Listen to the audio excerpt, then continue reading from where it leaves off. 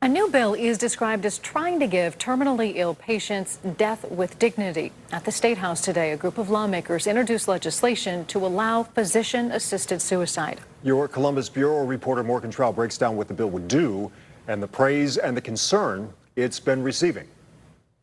I love my life. 6 months. This is not about giving up. That's how much time Michael Oser's doctor told him he has left. I have terminal cancer.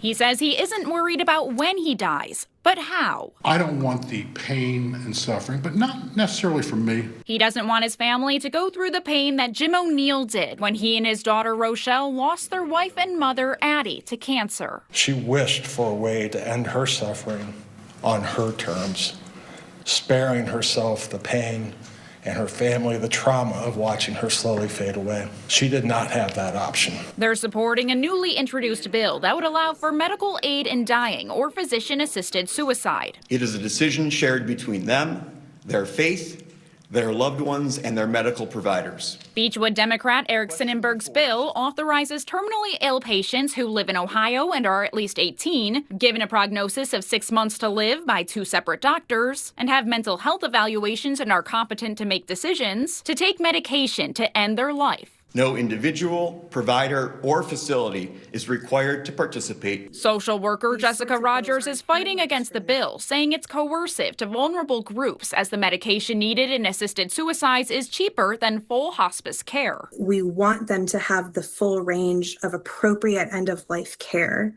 And it is not appropriate end-of-life care to abandon a patient with lethal drugs to overdose on. She and groups like Ohio Right to Life and the Catholic Conference of Ohio argue that this lacks guardrails. Rogers points out that it's been used in cases of severe anorexia, an eating disorder that can be reversible in Colorado. This is legitimizing the idea that some people have a life not worth living. And when that's the case, it's perfectly acceptable societally for them to take their own life. I have lived with dignity in Ohio.